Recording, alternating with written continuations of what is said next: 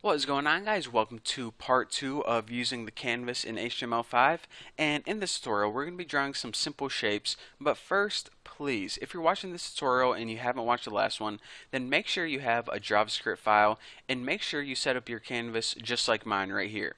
So now once you do that, you're ready to go ahead and start writing your JavaScript code. So what I'm going to be doing is I'm going to be making one and only one function that's going to be responsible for drawing all the shapes and stuff. So I'm going to call that function do first because it's my first and only function and that's what I want to do. So now what we want to do is we want to call this function as soon as our web page is done loading. So we need to add a window and we actually need to add an event listener on our window. So window add event listener, and this takes a couple parameters. The first parameter is when do you want to call this function? As soon as my window's done loading, aka my web page is done loading. What do you want to do? Well, I want to call this do first function, so I'm going to throw that right in there. And for the last parameter, just always write false. So unless I tell you guys otherwise, not important to explain that right now. So what I want to do first is I want to store this canvas in a variable. Basically, I want to be able to reference this canvas in JavaScript. So the very first thing I need to do is make a variable. I'm going to call mine x. Now, in order to reference HTML elements, you need to reference them through their ID. So that way, if we had 10 different canvases on our web page, each one of them would hopefully have a unique ID, and we could reference them all in separate variables in JavaScript. So just write document get element by ID, and as the parameter for this, you write the ID name, which was canvas, and now the variable x basically represents this canvas right here. So I know what you're saying. You're probably saying, okay, so to make shapes on this, you write x, like a draw, circle, or something like that. Well, you're kind of right, but you're like one step ahead of me. There's one thing that we need to do first, and let me explain this.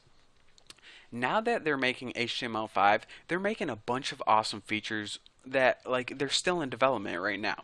And one of the awesome things they're going to let us do is they're going to let us not only draw 2D shapes like circles and squares and triangles, but they're going to make the ability to draw 3D shapes like spheres and pyramids and cylinders. So they have different canvases set up for this. So whenever we make our canvas, we need to say what type it is. So now that 3D is still in development, it isn't a standard yet, we only have that 2D capability. So why did I tell you guys all that? Well, whenever we set a reference to our canvas, we need to specify this is the 2D canvas. So we write the reference to our canvas, which is X, and we write get context. Now, as a parameter in here, just go ahead and write 2D. And this basically means, okay, we want to have a canvas and we want to be able to draw 2D shapes on it.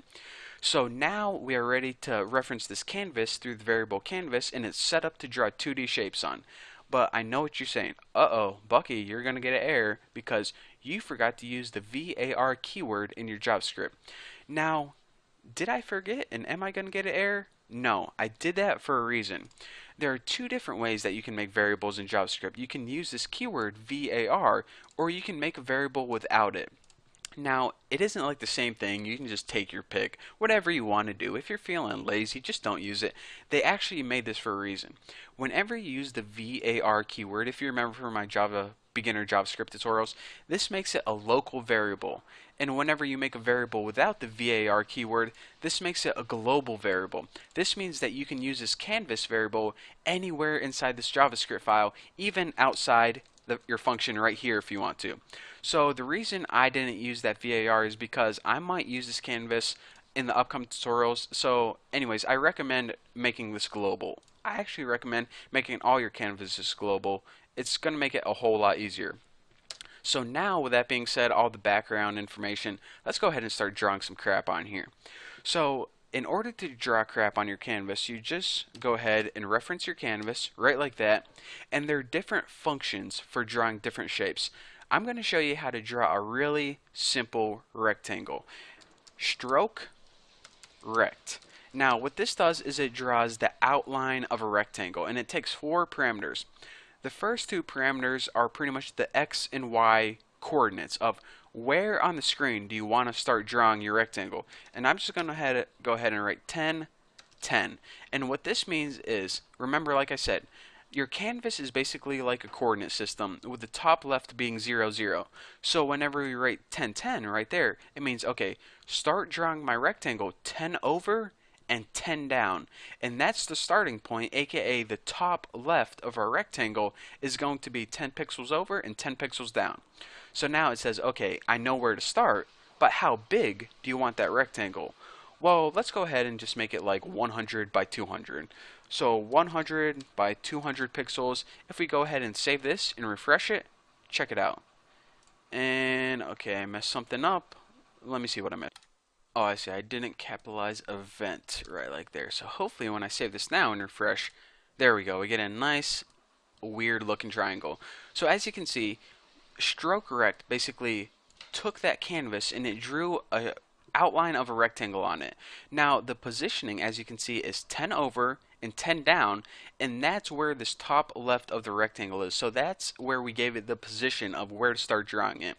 So if we go ahead and actually, well, I'll keep that for now. Let me go ahead and finish explaining this. So now the third parameter is how wide do you want the rectangle to be?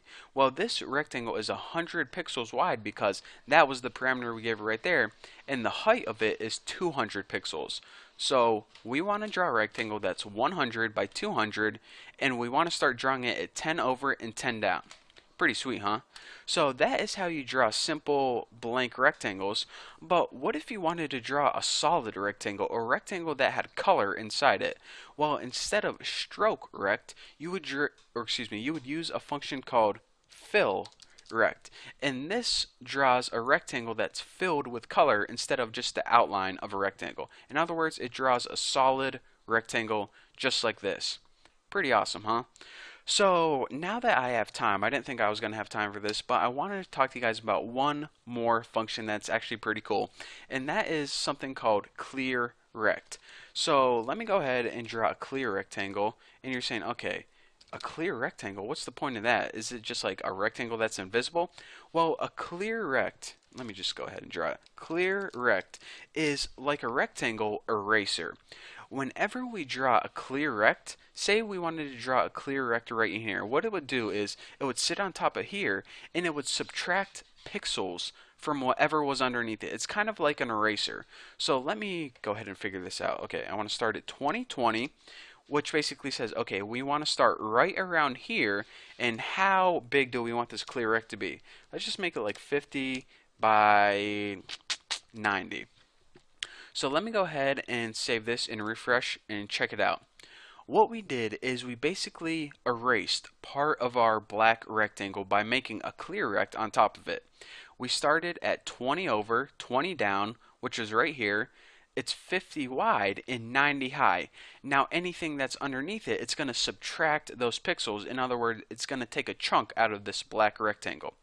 So that is three simple functions: stroke rect, which basically makes the outline of a rectangle; fill rect, which basically makes a solid rectangle, this black rectangle right here; and clear rect, which is basically like an eraser, which whatever is underneath it, it takes a chunk out of it. Technically, it's called subtracting pixels from the area, but I just call it a rectangle eraser. So those are three simple things that we can do with the canvas in HTML5, but trust me guys, we haven't even cracked the shell yet. There's so much stuff to cover with the canvas. It's super powerful, and it's a super amazing feature. So for now, thank you guys for watching, and we got a lot of stuff to cover, so I'll see you guys in the upcoming tutorials.